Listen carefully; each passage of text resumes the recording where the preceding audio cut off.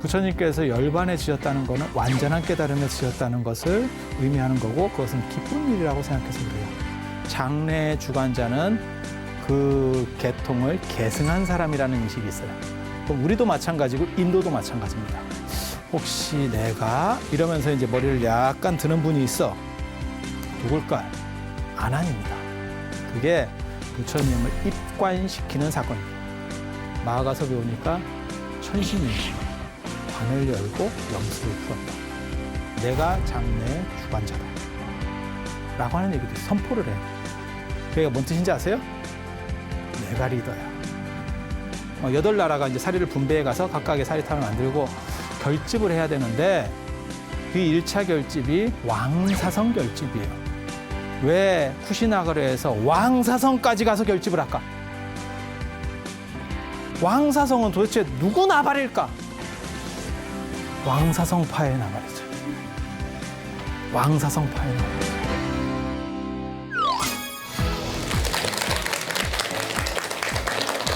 자, 안녕하세요.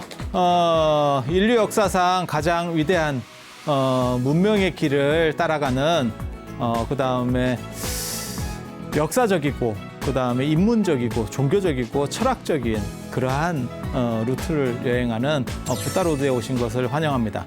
오늘 말씀드릴 거는 절 안에서 이제 밥을 해 먹을 수 있느냐에 대한 그런 걸 한번 주제로 뽑아봤어요. 어떻게 생각하면 절 안에서 밥 해 먹는 거 당연한 거 아니에요?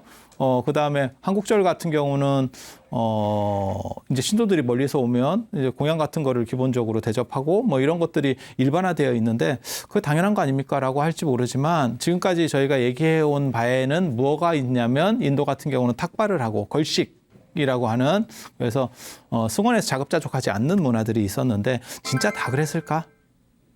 일부는 해먹지 않았을까? 뭐 이런 얘기들까지. 그리고 지난 시간으로 해서 부처님께서 돌아가셨기 때문에 이제부터 부처님 돌아가신 뒤에 관련된 이야기들 1차 결집 뭐 이런 지금까지 여러분들이 그 어디에서도 들어보지 못한 아주 비밀스러운 이야기들을 해드릴 거예요. 이런 이야기를 해드리는 게 맞는지 안 맞는지 저도 잘 모르겠어요. 일단 한번 가보시죠. 이 책에 보면 그런 이야기들이 나와요. 이게 어디쯤 나오냐면 한 90페이지 정도? 그렇게 해서 아난과 가섭의 관계. 아난과 가섭은 도대체 무슨 관계가 있느냐. 같은 뭐 제자들 그런 거 말고 조금 더 내밀한 부분들이 존재해요. 그리고 불교사에는 뭐가 있냐면 1차 결집 있었다. 사람들이 그렇게 알고 있지만 1차 결집이 진짜 존재했나?에 대해서 의심하는 시각들도 상당히 있습니다. 그때 뭐 결집이 되고 그 다음에 가르침이 다 이렇게 모여서 한번 정리가 된 뒤에 그게 전승된 거 아닙니까? 그런 시각이 보통 일반적인 시각인데 그러려면 대표성을 가져야 돼요. 대표성. 근데 그 대표성이 과연 있었느냐에 대한 이야기들. 그런 이야기들을 지금 해드리려고 합니다. 그래서 지난번에도 잠깐 그런 말씀을 드렸지만 부처님 살아계셨을 때 두 집단이 충돌하는 거예요. 그게 석가파하고 그 다음에 왕사성파. 왕사성 쪽에서 출가하신 분들. 이게 부처님 10대 제자입니다. 10대 제자. 우리가 많이 얘기하는. 그리고 이 1번, 2번, 3번은 거의 안 바뀝니다. 그리고 10번도 안 바뀌어요. 10번도 안 바뀌어요. 근데 이 1, 2, 3번이 이게 왕사성 출신들입니다. 왕사성과 그 인근 지역 출신들. 그래서 이쪽 분들이 일종의 왕사성파를 구성을 하고 있는 거예요.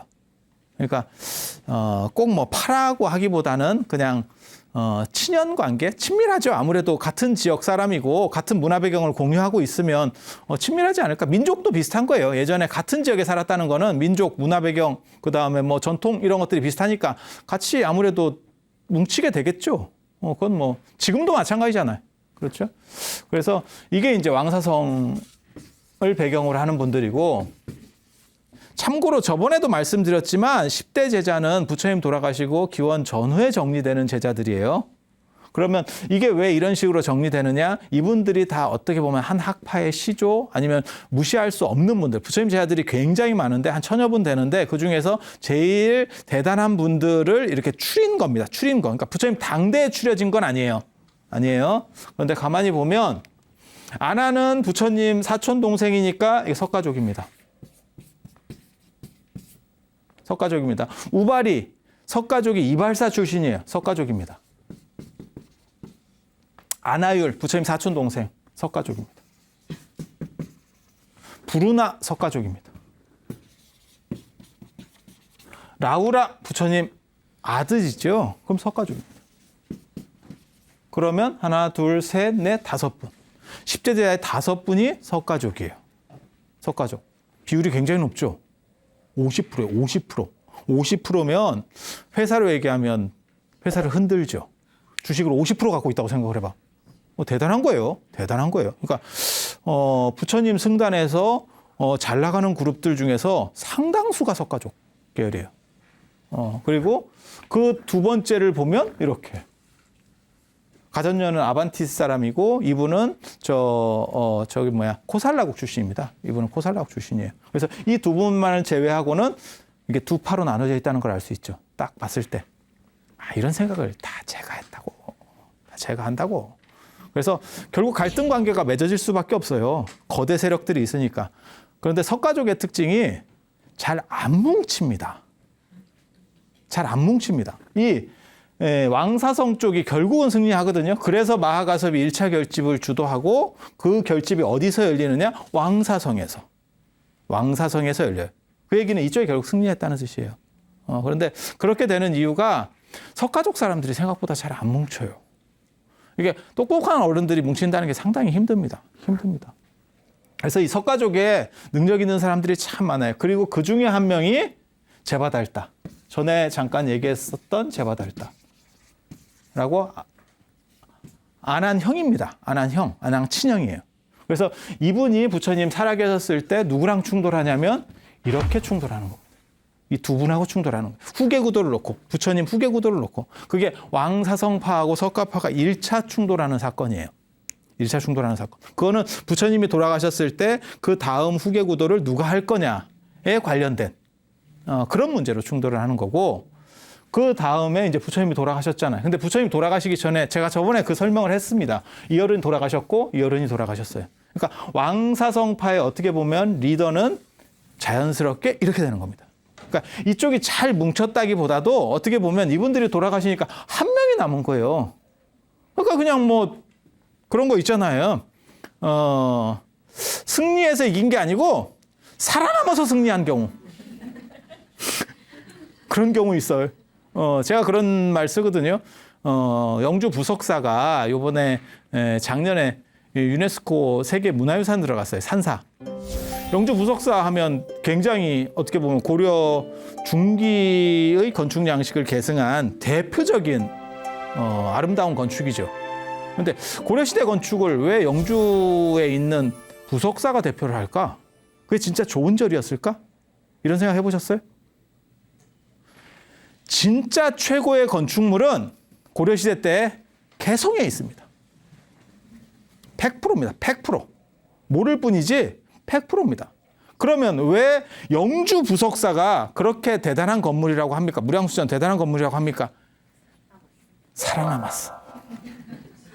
개성에 있는 거는 다 철당이 났어. 무슨 얘기냐면 뭐 지역 차별적 얘기를 하는 건 아니에요. 당연히 지금 현 시대에서 최고의 건축물, 제일 큰 거, 멋진 거 어디 있어요? 서울에 있죠. 서울에 있지. 그게 무슨 뭐 안동이라든지 뭐 어디 철원이라든지 이런 데 있겠습니까? 지금 최고의 건축물이 아니죠. 무조건 서울이죠. 무조건 서울이죠. 그런데 서울 거는 예를 들어서 어떤 뭐 전쟁이라든지 어떤 문제 때문에 싹 끝장이 나버린 거예요. 그리고 다른 데 것도 싹 없어지고 어떻게 하다 보니까 영주가 남았네. 그리고 그 남게 된 이유는 뭘까요? 경제력이 별로 안 좋아서 남은 거예요. 아이러니하게도. 왜? 경제력이 좋으면 새로 고쳤겠지. 근데 그 고칠 돈도 별로 없으니까 그냥 계속 보전해 가는 거예요. 그래서 마하가섭 같은 경우가 왕사성파를 대변할 수 있느냐? 그건 잘 모르겠습니다. 그 정도 인물이 될지는 잘 모르겠어요. 하지만 사리불 목건년에 비해서 떨어지는 분이긴 하지만 그 당시에 사리불 목건년이 돌아가신 상황에서는 마하가섭밖에 없어요. 마하가섭밖에 없어. 그러니까 리더가 되는 거예요. 그래서 제가 지난번에 그런 얘기 잠깐 안 해드렸나요? 마하가섭이 1차 결집을 할 때 마하 승기울에 보면 마하가섭이 1차 결집을 할 때 사립을 못 건전 자리를 이렇게 안배를 했다. 그건 그분들의 일종의 권위를 이렇게 상속하겠다라고 하는 의미거든요. 그러니까 나한테 힘을 실어줘. 뭐 이런 거죠. 이런 거. 그래서 왕사성파는 이게 힘이 한쪽에 딱 몰려 있는데 이쪽은 다 찢어져 있습니다. 이 석가파들은 다 찢어져 있어요. 그래서 1차로는 제바달다하고 사립을 목건전이 붙는 거고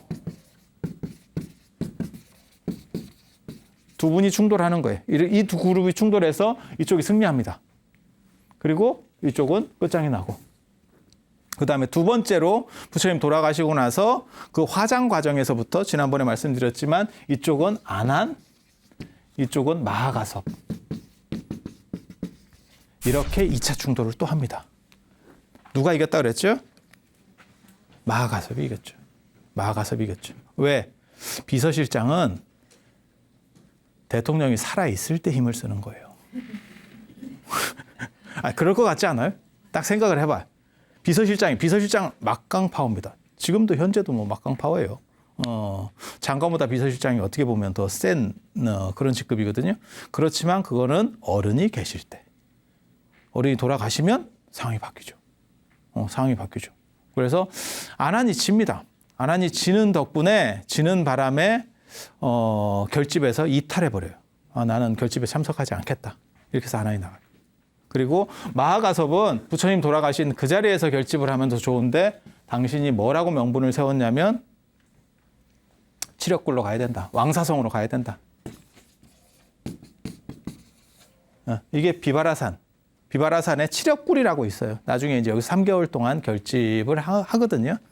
그렇게 결집을 하는데 저 과정에서 마하가섭이 무슨 얘기를 해서 대중들을 설득했냐면 아사세 왕이야말로 부처님이 살아계셨을 때 묵은신이라고 했다. 묵은신이 뭐냐면 가장 신심이 두터운 신도라고 말씀하신 적이 있다.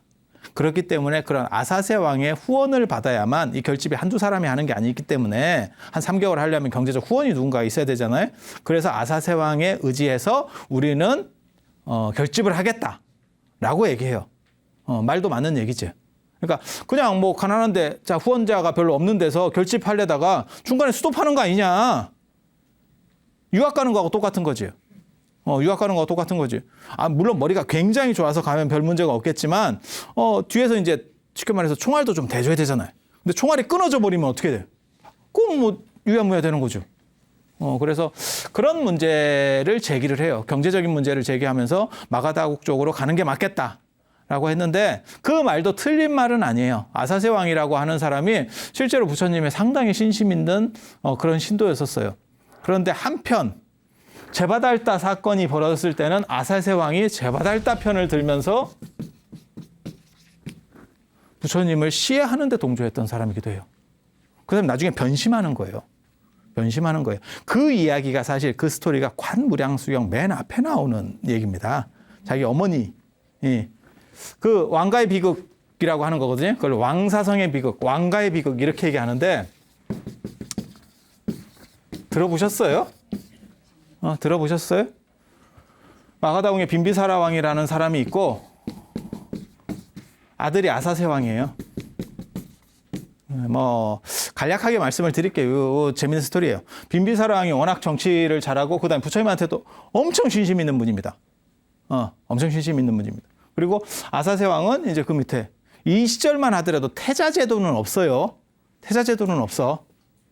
태자제도라고 하는 게 뭐냐면 태자나 세자를 세우면 왕이 유고시에 누가 된다라고 하는 건데 옛날에 그런 거 없습니다. 그럼 누가 되느냐? 왕이 그냥 지명하고 돌아가실 때 지명해버리면 되는 거예요.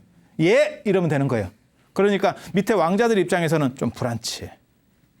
그리고 아사세 왕 형제가 도대체 몇이 있는지는 잘 모르겠는데 무예 왕자는 한 명 더 있었어요. 이건 확실해. 그리고 빈비사라 왕이 아들을 잘 못 낳아서 아사세를 낳았대. 뭐 그런 진기한 스토리가 있어요.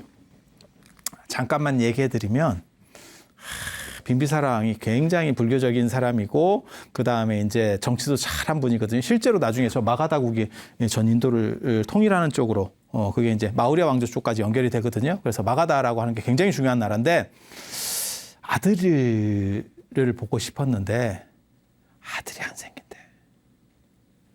수소문을 막 하기 시작하는 거죠. 그랬더니 어떤 이렇게 점 치는 사람이 뭐라고 얘기했냐면 그 당시 점은 지금처럼 이렇게 미신 이런 개념이 아니고 굉장히 초과학적인 이런 의미로 다가오는 시절이에요.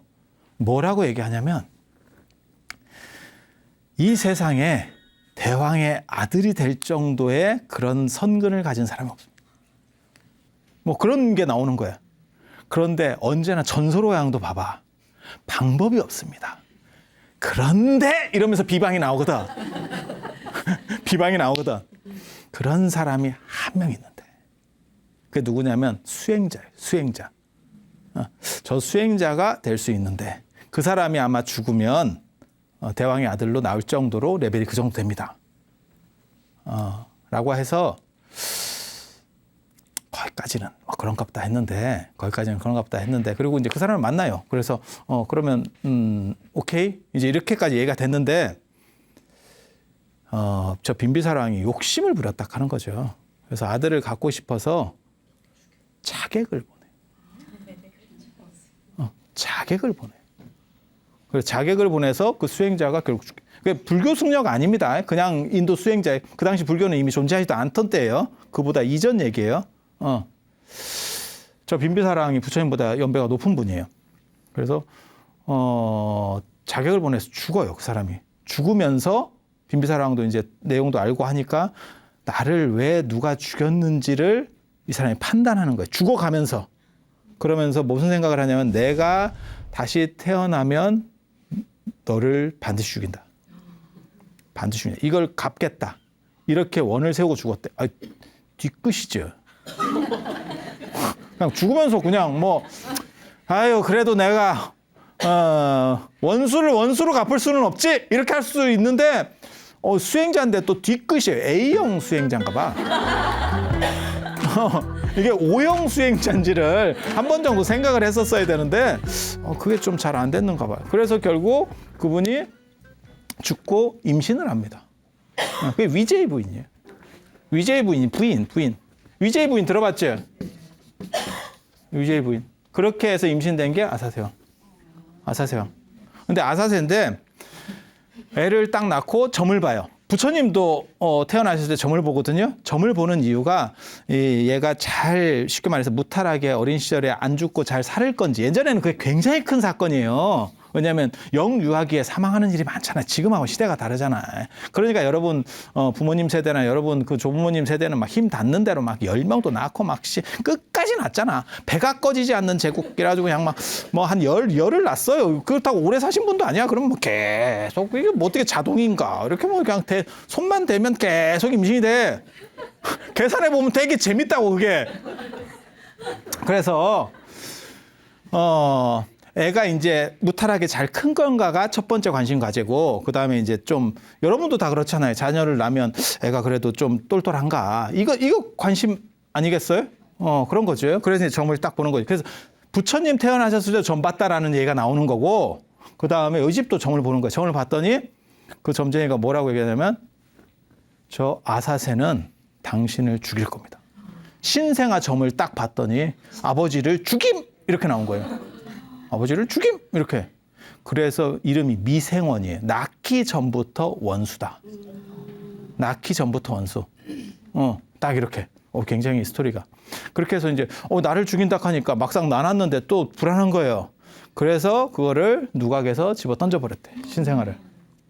누각에서 집어 던져.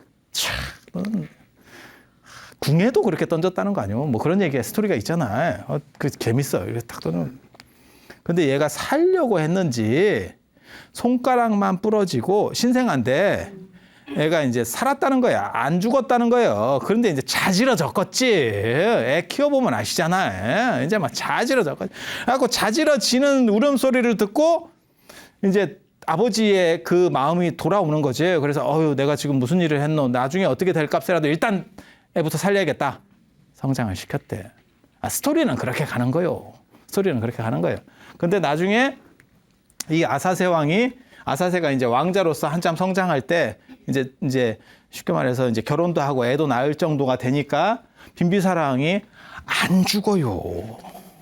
아버지가 이제 돌아가셔야 자기도 왕을 할 거 아니에요. 그리고 저 사람은 이제 아사세라고 하는 사람은 야망이 있는 사람이거든. 그러니까 좀 크게 뭘 해보겠다 이런 생각이 있는 사람이에요. 그냥 복지부동으로 이렇게 사는 사람이 아니고.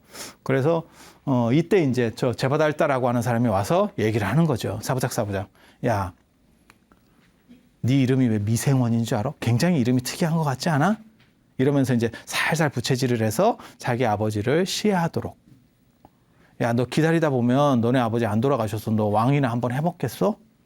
이제 이렇게. 그러니까 좀 생각하니까 그럴 것 같기도 하고 뭐 이랬을 때 그런 증거 있냐? 라고 하니까 뭐라고 얘기했냐면 네 손가락 봐봐. 손가락 굽었지? 그거 왜 그런지 알아? 돈 줘서 그래. 너네 아버지도 너를 제거하려고 그랬었어. 이렇게 하니까 죄 부담이 별로 없어지지. 이게 좀 스토리가 좀 잔인한 스토리예요. 그래서 왕사성의 비극이라고 하는 거예요. 그래서 아버지가 외출하셨을 때 이제 쿠데타를 일으키는 거죠. 쿠데타를 일으켜서 아버지를 잡아서 유폐시켜버리는 거예요. 이제 죽이기는 그래도 아버지인데 이게 죽이기는 쉽지가 않잖아요. 그래서 그냥 감옥에 가둬 놓고 이제 조금 굶어 죽게 이렇게 살려줄 수는 없습니다. 살려주면 내가 위험한 거예요. 왜? 또 반정 세력이 또 나오겠지. 그렇게 해서 아버지를 그냥 이제 내 손에 피 묻히기는 싫으니까 돌아가시게 이제 굶어서 돌아가시게 해야겠다라고 했는데 엄마가 가서 이제 먹을 걸 넣어줬다는 거잖아요. 기록에 의하면 뭐 여기다 뭘 바르고 갔다는 그 거짓말일 거예요. 굳이 그렇게 갈 필요가 없어요. 그래도 왕의 엄마고 왕비인데 음식 갖고 가면 음식물 반입 금지입니다. 앞에 그 옥 지키는 놈이 그렇게 얘기해. 이게 이렇게 하면 들어간다? 따라하면 이러면 끝이에요. 여러분 생각을 그렇게 하실 필요가 없어. 왜? 왕비도 죽일 수 있다니까. 그 정도 명령 권한이 있는 거예요. 그럼 왕비가 그 옥졸 몇 명 죽였다고 그래서 야 쟤네 다 쓸어 이렇게 했다고 그래서 그게 뭐 왕이 자기 엄마인데 야 어머니를 가둬 뭐 이렇게 하겠어요? 안 그래요. 그러니까 음식을 이제 계속 공급을 해주니까 저 어른이 안 돌아가시죠. 안 돌아가시죠. 그러면서 창문으로 부처님이 왕사성으로 이렇게 걸어가시는 모습을 보면서 이렇게 조금씩 화를 삭히고 있었대. 그래서 아버지 왜 안 돌아가시냐? 라고 물어보니까 어머니께서 음식을 갖다 드립니다. 그러니까 자기 입장에서는 굉장히 불안하지. 그렇게 해서 결국 어머니를 못 움직이게 차단시켜요. 그래서 결국은 굶어 죽었을 거예요. 저 빈비사라 왕이 어떻게 죽었느냐에 대해서 경전에 굉장히 다양한 얘기들이 있어요. 굉장히 복잡한 문제예요. 제가 이거 갖고 논문 쓸 때 이걸 다 찾았거든요. 왜 복잡하냐면 부처님에게 너무 신심 있는 왕이 비극적으로 죽게 되는 부분에 대해서 불교도 무언가 계속 변증을 해야 될 필요성이 있었던 거야. 쉽게 말해서 불교 믿다가 왕이 아들한테 죽었어요. 이거 너무 좀 그렇잖아. 저 집안 안에서의 뭐 은원은 그렇다 치더라도 그거 좀 탕감이 돼야 되는 거 아니에요? 그래서 불교적으로 굉장히 많은 논쟁들이 나와요. 이 안에서. 그래서 실제로 어떤 것도 있냐면 아사세 왕이 안 죽였다라고 나오는 기록도 있어요. 아사세 왕이 풀어줄라 했는데 풀어주라고 쉽게 말해 사신을 보냈더니 사신이 오는 소리를 듣고 당신을 죽이는 줄 알고 놀라서 죽었대. 이 얘기는 뭐예요? 서로 은원관계를 안 만들려고 하는 거죠. 불교 입장에서는 최대한 아들이 아버지를 죽인 그런 비극을 이렇게 좀 뭉개보려고. 그래서 그런 내용들을 다 경전마다 찾아보면 저 스토리가 여러 군데서 나오거든요. 다 찾아보면 그게 어떻게 층위들이 만들어지면서 이야기가 바뀌었는지를 알 수 있어요. 굉장히 재밌어요. 그래서 일단 굶어 죽은 것 같아요. 아사야, 아사. 아사세가 아니고 빈비사라 왕이 아사했다고. 그렇게 해서 이 어른이 굶어 죽고 이제 이 아들 입장에서는 안전해졌지. 그렇지만 한쪽에서는 또 그렇지. 뭔 뜻인지 아시겠죠? 내가 위험하니까 죽이긴 죽였는데 어진 아버지를 죽인 거예요. 폭군 뭐 이런 것도 아니고 어진 아버지를 죽인 거예요. 그리고 자리 욕심 때문에 괜히 이렇게 한 거 아닌가라는 생각이 드는 거지. 그래서 제바달달은 그때 이제 제바달달랑 관계를 끊고 이 사람이 돌아서기 시작해요. 마음이 좀씩 돌아서기 시작해. 그때 무슨 일이 벌어졌냐면 이 아사세 왕의 어린 아들이 있었는데 어린 아들이 울고 있더래. 손가락을 다쳐가지고. 애들 기어댕기다가 이제 울고 있더래. 그러니까 저 아사세 왕이 그 손가락을 이렇게 애가 다치니까 피가 나니까 이렇게 빨아줬다는 거예요. 뭐 그럴 수 있지 않아요? 뭐 그렇게 할 수 있잖아요. 지금은 뭐 그렇게 안 하지만 옛날 얘기니까 여러분도 뭐 그렇게 충분히 할 수 있는 거잖아요. 바로 그러니까 그 옆에 위제의 부인이 있다가 아사세 왕한테 너네 아버지도 네가 어렸을 때 그렇게 했었는데 이렇게 얘기했다는 거예요. 그러니까 아사세 왕 입장에서 뭐 이런 생각이 드는 거지. 그렇게 해서 야 풀어주면 안 돼? 라고 해서 한번 가봐라 이랬더니 돌아가신 것 같아요. 이미. 그래서 아사세 왕은 이제 좀 개과천선했는데 생각으로는 돌렸는데 문제는 뭐가 있냐면 이 사람이 그렇다고 불교는 아니었었어요. 왜? 부처님을 시해하려는 쪽이었기 때문에. 네. 그러다가 지바카라고 하는 사람이 있어요. 인도의 아주 유명한 의사입니다. 탁실라라고 하는 데서 유학을 해서 아주 유명한 의사예요. 저 사람이. 탁실라가 어디냐면 지금 파키스탄 쪽입니다. 파키스탄 쪽. 거기서 이제 유학해서 굉장히 우리식으로 말하면 화타, 편작, 창공 같은 사람이에요. 그런 분들 들어봤어요? 이름? 예전에 동의보감, 그 허준 나오는 그 드라마 보면 거기에서 이제 허준보다 훨씬 전설적인 사람들, 그런 명의들, 중국의 명의들, 그 급에 해당하는 게 지바카라고 하는 사람이에요. 지바카도 얘기할 게 굉장히 많은데 저 무해 왕자의 일종의 주워온 아들 양자 뭐 이런 계열이에요. 양자. 이 무해 왕자의 피가 섞였는지 안 섞였는지 몰라요. 저게 그 당시 아주 유명한 황진이 같은 저 기생이 있었어요. 근데 그 기생이 낳은 아들이에요. 저 지바카가 아무튼 뭐 최고의 명의가 돼요. 그때 이제 선생한테 하산하는 재밌는 얘기가 있어요. 선생이 뭐라고 그랬냐면 다 가르치고 나서 네가 산에 가서 이 세상에 약초가 아닌 것을 하나 캐와라. 그러면 내가 너를 졸업시켜 주겠다. 그랬더니 몇 날 며칠을 다니면서 산을 이렇게 쫙 다녔는데 약초 아닌 게 없더래. 그래서 와가지고 뭐라고 얘기했냐면 선생님 아무리 찾아도 약초 아닌 게 없습니다. 합격. 그거였어. 이러면서 뭔 뜻인지 아시겠죠? 이 사람은 모든 것을 약으로 쓸 수 있을 정도의 레벨이 된 거예요. 그래서 저 사람이 저 마가다국의 왕실 주치를 하고 또 누구 주치냐면 이 사람이 신심이 굉장히 깊은 사람이에요. 그래서 부처님 승단의 주치를 해요. 승단의 주치. 그래서 불교 승단에 굉장히 재밌는 사건이 있어요. 이것 때문에 이제 나중에 지바카가 피로가 누적해서 부처님한테 투덜거리는 대목이 나와. 스님들하고 왕실 사람만 진료를 해주는 거야. 그런데 이 사람이 최고 명의잖아. 스님들한테도 당연히 공짜로 해주고 왕실도 당연히 공짜로 해주겠지. 그러니까 출가하는 사람 중에 누가 있냐면 병이 들어가지고 상태가 안 좋아. 왜 출가하냐면 치료받기 위해서. 치료받기 위해서 출가가 있어. 그래서 이 사람이 일이 겁나게 많아지는 거야. 이게 무료 환자가 끝도 없이 늘어나. 그러니까 이제 부처님한테 부처님 이거 너무 이런 식으로 하면 제가 이거 살 수가 없습니다. 그렇게 해서 좀 이렇게 좀 가리는 게 안 맞겠습니까? 이런 얘기도 할 정도에. 그래서 저 사람 굉장히 신심 있는 사람인데 이 사람이 빈비사라 왕도 치료하고 나중에 아사세 왕하고도 주치가 돼요. 뭐 이런 사람들은 워낙 특수한 직능이기 때문에 뭐 왕이 바뀐다 그래서 이게 쉽게 바꿀 수가 없어요. 저 사람을 대체할 사람이 없으니까. 그렇게 해서 지바카가 아사세 왕하고 이렇게 같이 있다가 기회를 보는 거예요. 자, 부처님한테 저걸 인도해야 되는데 저 양반을 인도해야 되는데 어떻게 할까? 이러다가 포살이래. 네, 포살이래.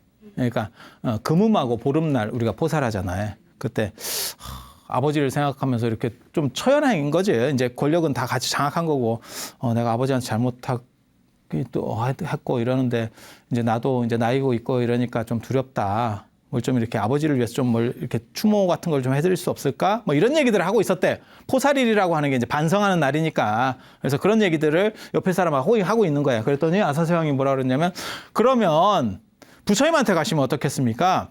부처님한테 가시면 부처님이 그런 걸 다 처리하실 수 있으실 겁니다. 라고 했더니, 그래도 내가 벼룩의 낯짝이 있지. 어디 부처님 그 일종의 반대편에 있었는데, 그렇게 할 수 있느냐? 라고 얘기를 하더래. 그러니까 이제 지박하가 그런 거 가지고 개여할 정도의 레벨의 어른이 아닙니다. 가십시다. 그렇게 해서 갔대요. 그래서 다 갔는데 승단에 사람이 굉장히 많은데 너무너무 조용하더래. 그러니까 이 아사세 왕이 가다가 걸음을 딱 멈추면서 딱 돌아보면서 이제 뭐냐면, 야, 사람 많다며. 부처님 주변에 사람 많다며. 왜 이렇게 조용해? 이렇게 했다는 거예요. 그게 뭔 뜻이냐면, 이건 매복 아니야? 함정 아니야? 함정? 그 생각을 하는 거예요. 왜? 사람이 많은데 너무 조용한 거야. 이게 가능해? 라고 얘기했어요. 그러니까는, 부처님 승단은 원래 수행자 집단이기 때문에 조용한 겁니다. 가보시면 아무 문제 없을 겁니다. 제가 장담하겠습니다. 그렇게 해서 가서 부처님을 만나 뵙고, 이제 아버지 얘기를 하다가 결국은 불교 신도로 돌아서요. 그래서 나중에 부처님 말년에 최대 후원자 중에 한 명입니다. 그건 맞아요. 그래서 마하가섭도 아사세 왕을 묵은신, 그러니까는 최고 신심 있는 신도라고 얘기했다. 라고 얘기하는 근거가 사실은 거기에 있는 거예요. 그런데 문제는 이 사람이 아버지를 죽였다는 거죠. 아버지를 죽이면 이 사람이 오역죄가 돼서 지옥에서 빠져나올 수가 없어요.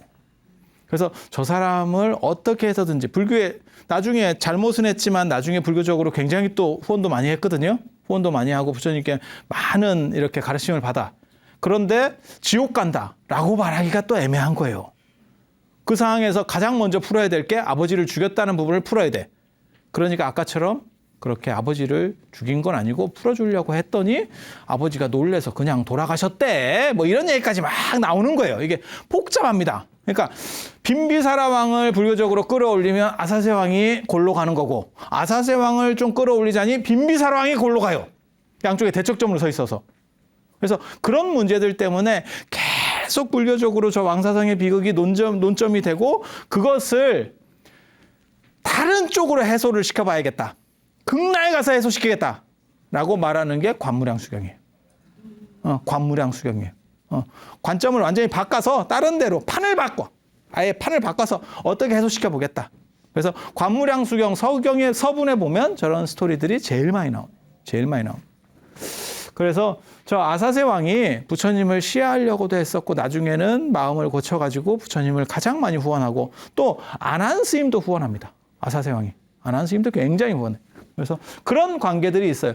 그래서 마하가섭이 아사세 왕이 후원하는 그쪽으로 가야 됩니다. 라고 말하는 거예요. 그런데 재밌게도 거기가 왕사성이지. 당신 나발이지. 일종의. 네, 당신 나발이로 가는 거예요. 굉장히 재밌어요. 굉장히 재밌어요. 그리고 이제 안하는 위치가 굉장히 높은데도 언제나 10번입니다. 10번이에요. 왜 그런지 아세요? 안하는 부처님께서 돌아가실 때까지 수다원이었기 때문에. 결집에 참석하지 못한 이유 중에 하나도 당신이 삐져서 딴 데로 이탈한 것도 있지만, 수다원은 결집에 참석할 수 없었어요. 그 당시에 다 아라한들만. 그러니까 직급이 낮은 거죠. 야, 네가 그 정도 잽이 돼? 라고 해서 이제 나가게 됐는데, 이어르는 딴 데로 가버렸어요. 결집에 참석 안 하고 딴 데로 가버렸어요. 갔는데 마하가섭 입장에서도 답답하대. 왜? 우리가 알다시피 모든 경전에 이와 같이 나는 들었다 라고 할 때 그 나가 안한이거든. 거기서 안한이 빠졌다고 생각해봐. 이게 너무 중심 토막을 빼먹어가지고 이게 결집할 내용이 별로 없다. 이제 이렇게 되는 거지. 그렇게 해서 두 사람이 굉장히 중요한 사람이거든요. 그 두 사람이 누구냐면 이 양반하고 이 양반이에요. 결집에서 제일 중요한. 이건 결집을 주도한 사람. 이 양반하고 이 양반이 제일 중요해요. 이 양반이 유를 결집한 거고, 계유를 결집한 거고, 이분이 이제 경전. 이분은 원래 마하가섭 쪽에 이렇게 같이 했었던 분이기 때문에, 그래서 안한 스님이 결집에 참석하기 전에 율이 먼저 결집이 되는 거예요. 경전보다 경율 이렇게 되는 게 아니고 율경으로 결집이 되는 거예요. 율경으로. 그 얘기는 제가 저번에 잠깐 해드렸었죠. 율경으로 결집되는 거고. 그리고 안한 스님도 이제 대의적인 걸 생각해야 될 거 아니에요. 지금 전체를 모아서 어떻게 정리를 하겠다는 건데 내가 기분이 나쁘다고 쑥 빠져버려가서 결철을 뭉개버리겠다. 물론 이제 그렇게 생각하는 사람도 있어요. 그건 이제 좀 속 좁은 사람이고 전체적인 거에서 봤을 때는 그렇게까지 하면 안 된다라고 생각해서 안한 스님이 돌아옵니다. 그리고 나중에 저 결집에 참석하기 직전에 아라한이 돼요. 부처님께서 돌아가실 때 제가 전에 그 얘기 해드렸는데 안한 스님이 당신이 깨닫지 못하고 있는데 부처님께서 돌아가시면 어떻게 할까라고 해서 슬퍼하고 있었다고. 그랬더니 부처님께서 무슨 말씀하셨냐면 내가 열반하고 얼마 지나지 않아서 너는 반드시 깨닫는다 라는 말씀을 하셨는데 이때 결집에 들어가기 전에 깨달음을 얻어요. 그래서 그 예언이 맞아. 이게 선생 잘 만나야 돼. 이게 제자를 잘 만나는 운도 있어야 되고 선생을 잘 만나는 운도 있어야 돼요. 이게 같이 어우러지면 최강이 되는 거고. 그래서 그렇게 해서 만약에 예를 들어서 드림팀이 만들어지면 어벤져스지. 어벤져스. 그렇게 해서 불교가 만들어지는 거예요. 한 사람이 하는 게 아니에요. 여러 사람이. 능력 있는 여러 사람이 쭉쭉쭉 나오니까 지금같이 큰 종교가 만들어지는 거예요. 그래서 안한 스님이 결집에 참석하고 저 참석하니까 어떻게 돼 있어요? 율이 결집이 돼 있네. 율장은 결집이 돼 있네. 벌써. 경전은 할 수가 없었고 안한 스님이 빠지니까. 그 결집한 데가 어디냐면 왕사성 비바라산의 칠욕굴이에요. 칠욕굴은 입구에 보면 이렇게 굴이 2개가 있어요. 그리고 안쪽에 하나가 3개로 쪼개지고 하나가 4개로 쪼개져요. 그래서 칠욕굴이라고 그러는 거예요. 그래서 칠욕굴. 7개 가지, 잎이 이렇게 7개로 벌어져 있다고. 그래서 지금도 가보시면 저런 구조가 남아 있어요. 잘 모르시는 분이 거기 안 들어가 보고 자꾸 뭐라 그러냐면 아마 앞쪽이 훨씬 넓었을 건데 그게 무너졌는갑다 이렇게 말씀하시는 분들이 있는데 안 그래요. 그 굴 속에 기어 들어가 보면 저도 깜짝 놀랐어요. 저 들어가 보고 깜짝 놀랐어요. 그 기어 들어가는 사람 거의 없습니다. 잘 기 들어가야 돼. 그게 쉽지가 않아. 잘 기 들어가면 처음에는 막 오링어른 같이 해서 들어가는데 나중에는 토사가 쌓여서 그런 거고 나중에 한참 들어가니까 저 같은 사람이 제가 큰 스님 아닙니까? 일어나도 천정이 안 닿아요. 그러니까 동굴이 굉장히 큰 동굴이었던 거야. 그리고 이제 뭔 행동을 해보냐면 우리 이제 핸드폰 같은 걸로 이렇게 후레쉬 키잖아요. 그렇게 해서 켜봐도 끝이 안 보여요. 이 정도 후레쉬로는 안 돼. 그리고 향연기로 제가 이제 기어 들어갈 때 저 뒤쪽에 어느 정도인가를 싶어서 향 피우는 걸 가지고 연기를 먼저 하잖아요. 연기를 하면 이제 빨려 들어가는지 연기가 그런 거 아시지 않아요? 그런 거 들어보지 않았어요? 그런 거 있거든요. 그래서 향연기가 빨려 들어가면 그 안쪽에 뭔가 이 통로가 있다는 얘기잖아요. 그래서 들어가 보니까 굉장히 커요. 그래서 저게 토사가 누적되지 않았으면 아마 분명히 큰 규모의 동굴이구나 라는 거를 파악할 수 있었어요. 그래서 이 칠욕굴에서 이제 3개월 동안 경전을 결집을 하는데 그때 처음으로 한 거는 아까도 말씀드린 것처럼 우바리에서 율장이 결집이 돼 있는 거예요. 안한이 참석했을 때는. 그때 안한이 뭐라고 얘기하느냐. 충격적인 얘기를 합니다. 부처님께서 말씀하셨다. 소소한 계율은 폐지해도 된다고 했다. 소소계의 폐지 문제, 소소계 잡쇠계라고 하는 건데 폐지 문제예요. 그게 뭔 뜻인지 아세요? 너네 율장 다 결집해놨지? 부처님께서 유도리 있게 하라고 하셨어. 그 얘기는 뭐예요? 해놓은 거 꽝이야, 꽝. 그 얘기예요. 그게 그 뜻이라니까. 이 마가서 입장에서 눈이 돌아간다. 이게 실컷 해놨더니 유도리 있게. 그러니까 뭐라 그러냐면 조금 감정이 원래 있었는데 그 얘기를 하니까 그 다음에 무슨 생각이 들겠어요? 이게 약간 이렇게 거짓말 하는 거 아니야? 뭐 이 생각도 들 거 아니에요. 그래서 뭐라 그러냐면 그러면 당신 말고 누가 또 들었습니까? 이렇게 물어봐. 들은 사람이 또 있습니까? 이렇게. 그때 안한 스님이 뭐라고 말씀하셨냐면 나랑 부처님이랑 둘이 있을 때 말씀하셨습니다. 야, 이거 심각하다, 심각해. 이거 심각하다. 이걸 어떻게. 근데 되게 재밌는 게 그 어른들 세대에는 거짓말은 안 해요. 이게 얘기되는 거 보면 거짓말은 안 해. 그러니까 마하가섭 스님이 뭐라 그러냐면, 그러면 그 소소계라고 하는 게, 근데 그 말씀을 부처님이 저도 하셨을 거라는 생각을 해요. 왜냐하면 이게 율이라고 하는 게 종교법이기 때문에 함부로 못 바꿔요. 근데 너무 소소한 것까지 다 있으면 시대가 바뀌면 이게 좀씩 유도리 있게 가야 되거든요. 법이라는 것도 계속 개정이 되는 거예요. 그런데 너무 못 바뀌어 있으면 사람이 나중에는 거기에 갇혀버려. 현재 사실 우리나라의 율사 스님이나 이런 분들도 비슷해요. 상황이. 움짝달싹하기가 굉장히 어려워지는 거예요. 그걸 다 지키려고 하면. 근데 시대가 바뀐 건데. 그래서 저런 부분들을 조금 유도리 있게 해야 되겠다라는 말씀을 하셨지 싶어, 충분히. 그런데 뭐라고 마하가섭이 물어보냐면, 그러면 어디까지가 소소계입니까? 당신이 물어봤습니까? 라는 얘기를 해요. 그랬더니 부처님께서 편치 않으셔서 내가 그까지 못 물어봤네. 그까지 못. 그래서 소속의 논쟁이 붙어요. 다 이제 거기 있는 쉽게 말해서 큰 스님들이 소속에는 여기까지야, 막 이제 서로 이런 얘기들을 막 하는 거예요. 사바라 이하는 전부 소속이야라고 말하는 사람부터 아주 소소한 거 이런 것만 소속이야라고 말하는 사람까지 막 다양한 거예요. 그러니까 마하가섭이 뭐라 그랬냐면, 이런 식으로 기준이 뚜렷하지 않은 상황에서는 일단 부처님 말씀에 의지하는 차원에서 그냥 1차로 다 지키는 걸로 통과합시다. 이렇게 해서 통과를 시켜요. 그래서 지금까지도 그게 기본이 돼서 내려오고 있는 거예요. 그게 비구 250개, 비구니 384개 이렇게 해서 내려오는 거예요. 그 룰이. 대체로. 근데 약간은 가감은 나중에 있어요. 그런 건 이제 증일법 이래서 부칙으로 붙어요. 지키기 어려울 때. 그러면 여기서 지금 안한 스님이 참석하자마자 마하가섭 스님을 한 펀치를 날렸잖아. 이렇게. 날렸잖아. 그럼 마하가섭 스님이 가만히 계셨을 것 같아요? 그래.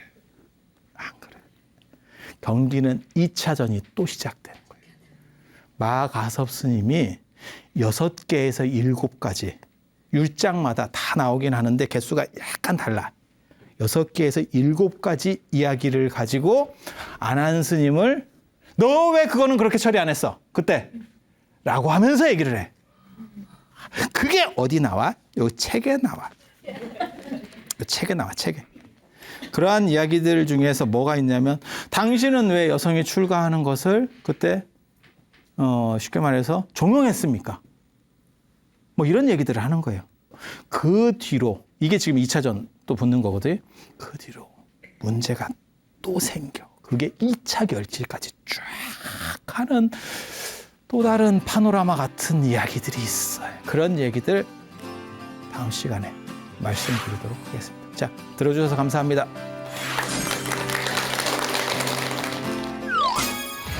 이제 모든 사람들이 이렇게 소집했다라고 나오는데 소집이 잘 안 된 것 같아요.